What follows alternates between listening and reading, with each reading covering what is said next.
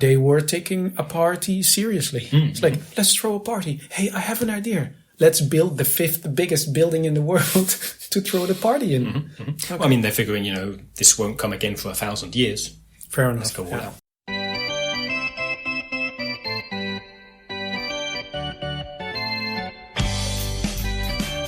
Hello. This is the 253rd Test from the Future, an experimental podcast from the year 2226, which we are sending from our present to yours.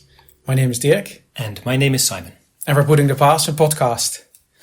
Yes, we start with another episode. What are we talking about today? Lost and Found. Yes, Lost and Found. Lost and Found. I think we may have mentioned it some weeks ago, previous episode. But now we're going to go into much more detail. Yes. And very typically, you did lose something. I did. While we were there, checking it out. Yes. But I only just realised just before we started recording. Yeah. But actually, that works out.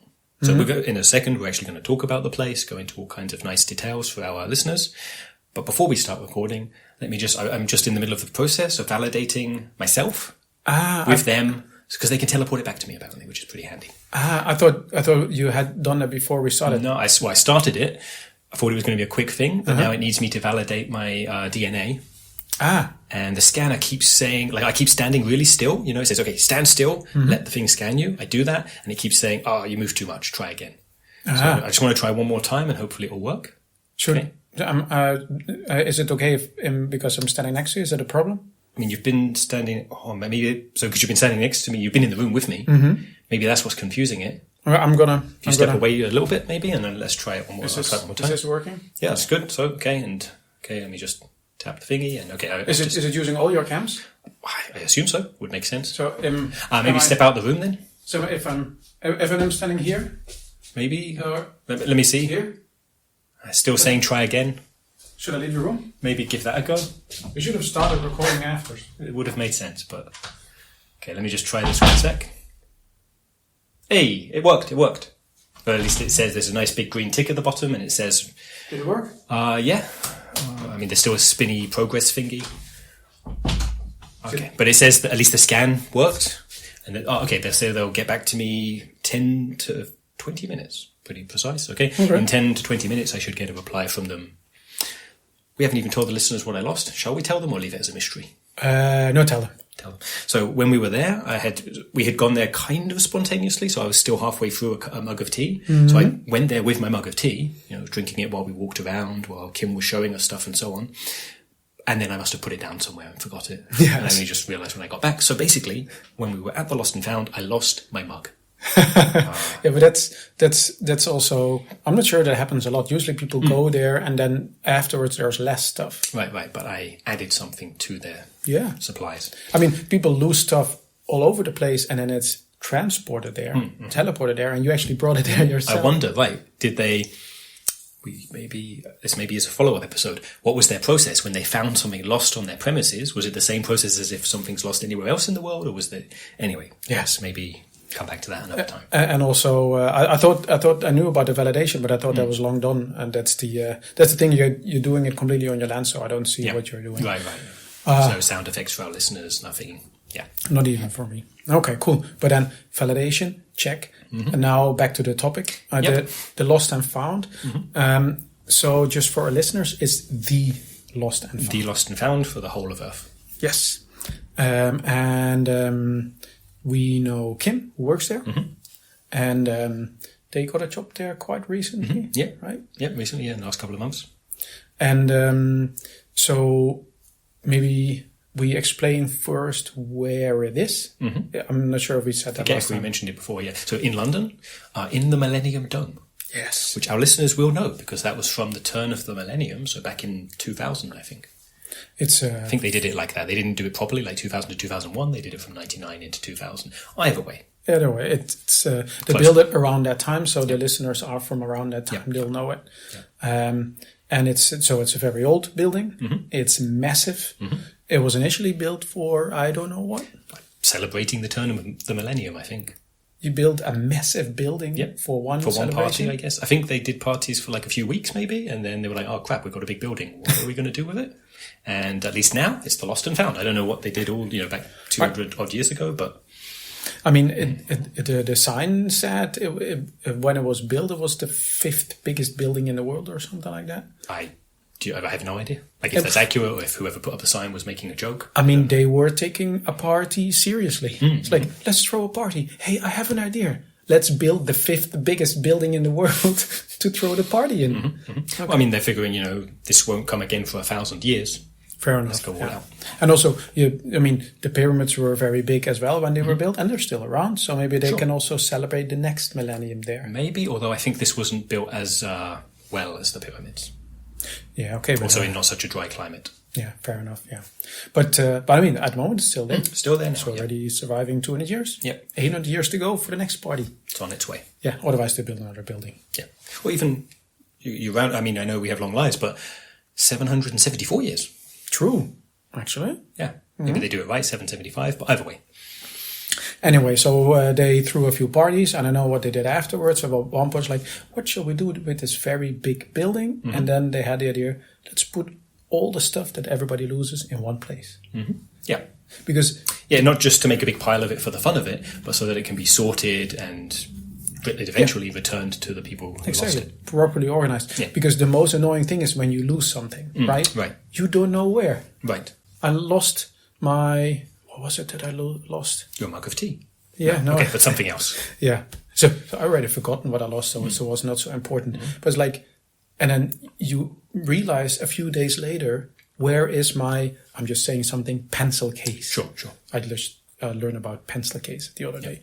And I lost my pencil case, and a few days ago, then you're retracing your steps. Maybe it's here, maybe it's here, maybe it's here. Maybe check the cam records, but somehow you still don't spot it in there. Exactly. And then, no problem. You lose anything, you go to the lost and found. Yeah, and that's the point. It's easier, yeah. Like, rather than doing that, trawling through the cam record, or, looking around or asking people, hey, have you seen it? Hey, just contact the lost and found. Yeah. You teleport to London, or just contact them saying, hey, I lost my pencil case. Can you please send it to me? You must have it. Yeah. Where else would it be? Yeah, exactly. In the other way. To the point, someone else, on the bus, they find a pencil case sitting on the seat next to them. They go, oh, okay. And then they send it to the lost and found. Exactly.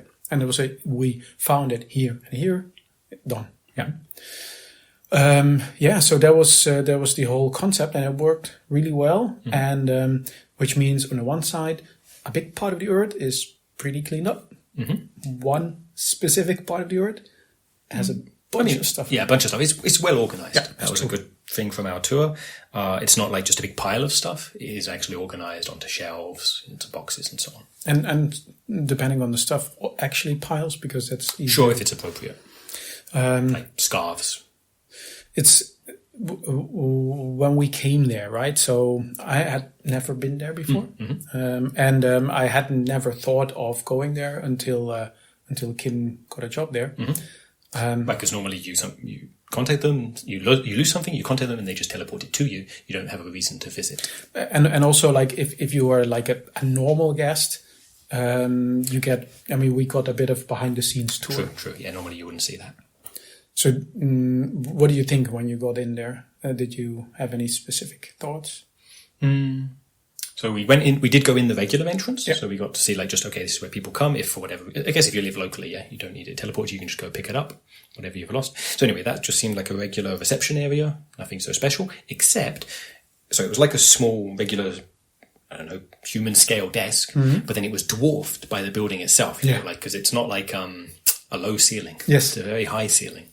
And so it's kind of funny having this regular, human scale thing in this space, which is massive, really just too big, basically. It's as if the reception desk, as if it had been shrunken down. Yeah. As if we were in a shrink city or something. I mean, that was the same impression that I had. I was expecting many floors and many rooms and it's not like that. No. It's one big, massive hall. Yeah.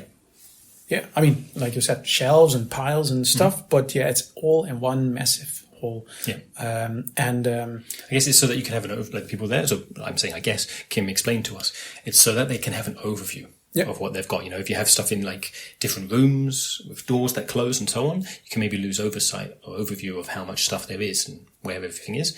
But with this humongous hall, you can literally just, you have to go maybe get on a hoverboard, go a bit higher up, but then you can really look down and see everything. What I liked was that they had this rail system. So that were like, it looked a little bit like some spaghetti was thrown into the hole and then frozen because there were rails going in all directions. There was some system behind that, but it looked more like art. But there were constantly also little bots zipping along the rails. Yeah. There was. Like some dropping things off at various piles or on shelves, and others collecting them. Yeah. Presumably that's the retrieval process, and what's the opposite of retrieval? Whatever the process is called, where they actually put the things in there. We didn't say before. Kim is a small robot, right. But that was not the reason they were hired. Nope. Just a coincidence. Yeah. That's the first thing I thought. Hey, is that no? It wasn't like that at all. Right. No. Right. They're doing different. They're doing. They're working in HR. Yeah. Yeah. So exactly. So they're not involved in the actual items. Yeah. But working in the building. Yeah, it's because there's both bots and humans working there, and especially a lot of these small bots that are zipping along the lines, and dealing with a lot of slightly stressed customers. They have a really thorough human resources program for the customer support. But also employee satisfaction. Right. Yeah, exactly. Sorry, that's what I meant. Like, because they have so many employees to handle customer support. Yeah, that's why they need a big HR department for that. Yeah, definitely.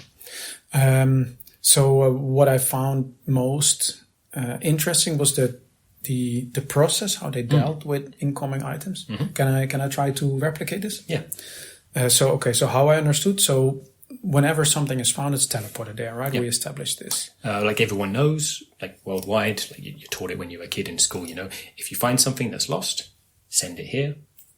You just find wherever the closest teleporter is and just drop it in there and send it on its way. And the interesting thing is it had basically 4 phases that it went through when it came. First, the thing is basically it is checked for a tag. Because they have equipment, they read the tags. If the tag says it's this owner, it's immediately teleported there. Sometimes you don't even know that you lost something until it's teleported to your home. Right. You're like, hey, what's my fishbowl doing there? Or my pencil case? It's like, apparently I lost this. And it got sent there.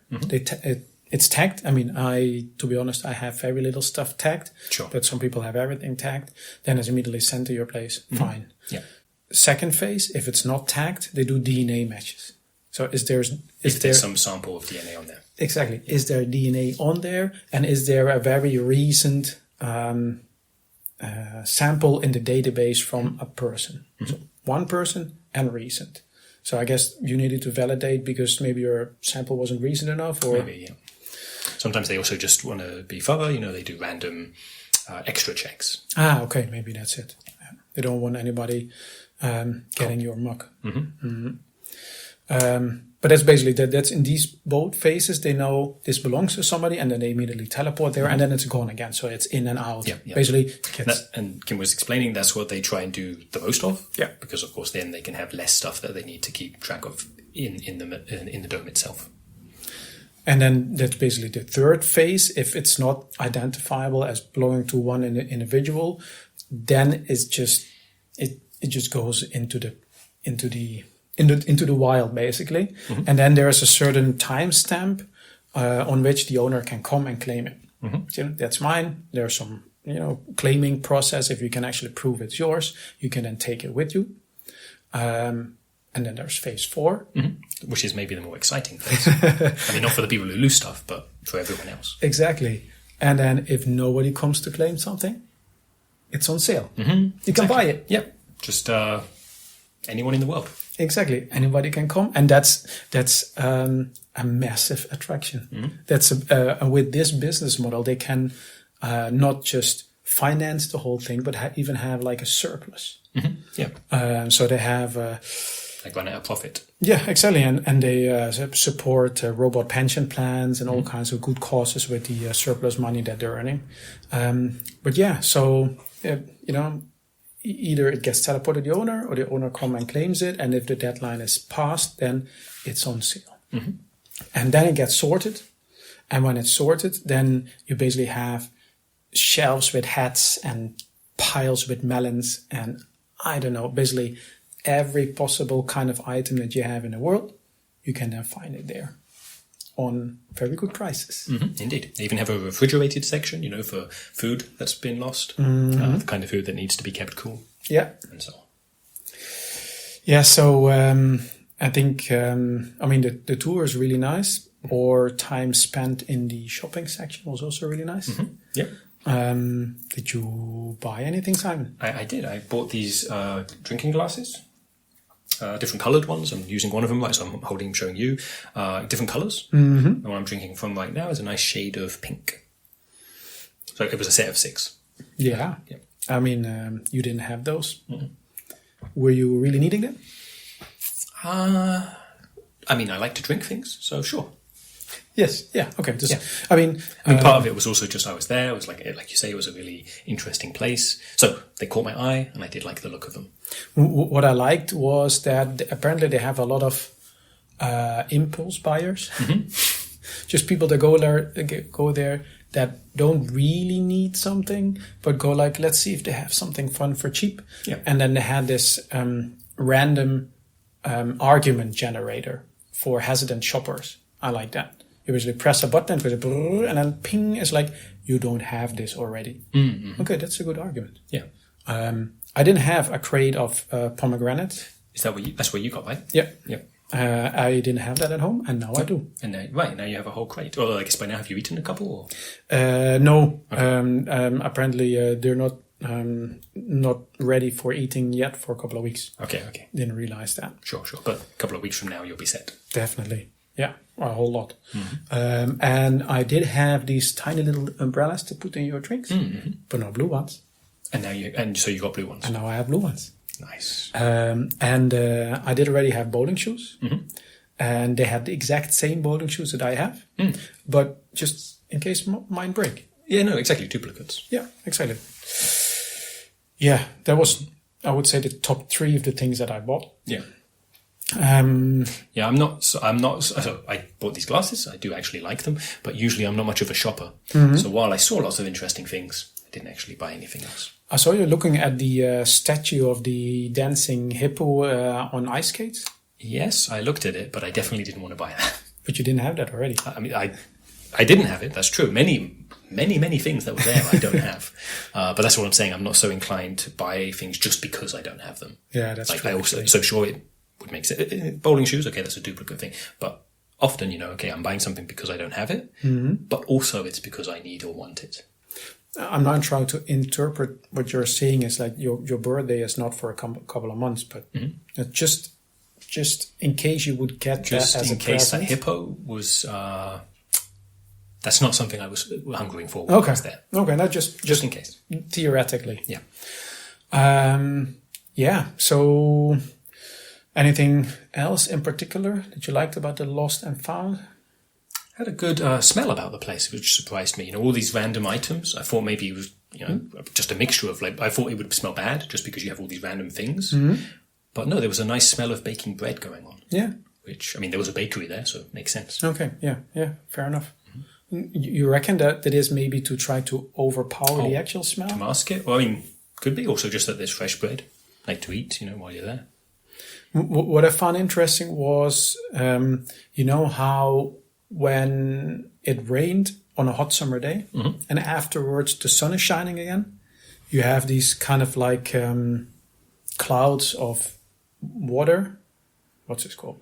Cloud of mist? Or? Mist rising from the roofs of wet buildings. Yeah. You know what I'm talking about? I think I know what you mean. The Millennium Dome somehow had this effect. And it hadn't rained. It hadn't rained. So and the mist, is it called mist? I'm not sure. Steam. Steam. I think I know what you mean, but it's not something I've seen often, so I'm not 100%. you see that it has a mystical name and it had a mystical appearance. Let's call it steam. And it was colorful. I mean, I noticed when we came, and it was still there when we left. So as if there was some colorful steam rising from the building. I don't know what was up there, but maybe the roof is treated with some kind of paint that reacts with, I don't even know why, it hadn't rained, so not with water, but was it especially sunny when we were there? I can't really. No, it was. I think it was even a little cloudy. Yeah, I can't remember. But I was thinking maybe because there were so many different colors, maybe it had something to do with so many different items. Or maybe it's just a special effect. Or maybe because the building is so old. Maybe they used some old material. Maybe that was some decorations from like over 200 years ago that stuck around. Yeah. Maybe that's still from the Millennium party. Okay, that must be it. Just some special effect from the Millennium party. Okay. That's it for the lost and found? I think so, yeah. Okay. Listener email or? Yeah, okay, let's do the listener email. Yep. Let me just see. Oh, well, now that's not a listener email. Hey, it's my mug. It arrived, which is good. But wait a minute. Hey. What? The handle. What's so inside, 1, 2, 3, 4, there's 4 pieces of a handle, but the handle itself is broken. It's snapped off. Okay. I mean, so I'm glad I got my mug back. I'm sad the handle's broken. It wasn't broken when I left it, you know? Yeah, maybe somebody, I mean, it was a very busy place. I guess, I mean... But that's surprising to me, because my understanding of the Lost and Found is they really take good care of the things that are delivered. Yeah, but it wasn't delivered to them yet when you lost it, right? We're just standing somewhere, maybe some other customer just knocked it over, and I was like, hey, who does this belong to? Yeah, okay. Oh, well. Okay. At least I got it back. Yeah. Too bad there's no more tea in it. That's actually okay. Looks like it's been cleaned, you know? Yeah. Okay. Listener email. Yes. Okay, so I shall read one. Here we go. Ronia wrote, "Hey guys, love the show. Just sometimes you really lose me. Tiny gods, neutrino surfing. Please remember that we are basic 21st century people. Maybe you want to ease up on the complex matters a bit. Cheers, Ronia." I guess. I mean, it's true. Yes. I mean, so it's true, definitely, that they are basic. No, that's not what I mean. It's true that we talk about things that maybe, they have no frame of reference for you. I mean, some of these things are, tiny gods, definitely, neutrino surfing also a little bit. We didn't really know that much about it either. But of course, we then do research and then we condense everything in 20-minute episodes. And then we're in the 23rd century. Right. We have all kinds of assumptions like that we just know, but our listeners won't have those. Yeah, and I can imagine, I think she used 2 really good examples, tiny gods. I remember also when researching that going like, wow, okay. I mean, yes, in a way, and no in another way. And neutrino surfing was very... True. But she writes, maybe we want to ease up on complex matters. Hey, we do a mixture. True. Today's episode, Lost and Found. Yeah. Okay, it's a big place. Maybe they didn't have... I know they didn't have one central place for the entire Earth 200 years ago, but I think as a concept, it's straightforward enough. It's true. And I also can imagine if people maybe started relatively recently and haven't really listened to all the episodes, then you can always then skip, I guess. Yeah. And then remember we have this start here section on the website. Indeed. That would be a good place to check. Yeah, just in case, there is the stuff that you maybe definitely should know and some recommendations as far as why we understand. And Ronia, if you have suggestions, because maybe that page is out of date, maybe, I don't know, who can say we're not, 200 years ago, someone else is taking care of that, but maybe send in suggestions for what should be on that page that's missing. Yeah, true, actually. And somehow, we'll get the message 200 years ago. Whoever's taking care of it will listen to us talking about it, take care of it. Or maybe we put another section as saying, super pro episodes. Only listen to these once you really know what's going on. Yeah, once you listen. You've internalized everything. You even have a better idea of what, because we don't remember everything we talk about over the last 4 years, but you do.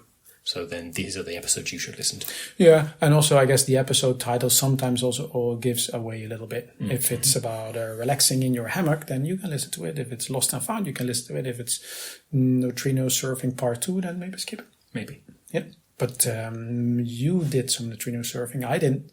Right. So maybe we'll do another follow-up where I get to do it. Yes, maybe. Or do some hadron bouncing. Right. Okay. Well, how did Ronia get in touch with us?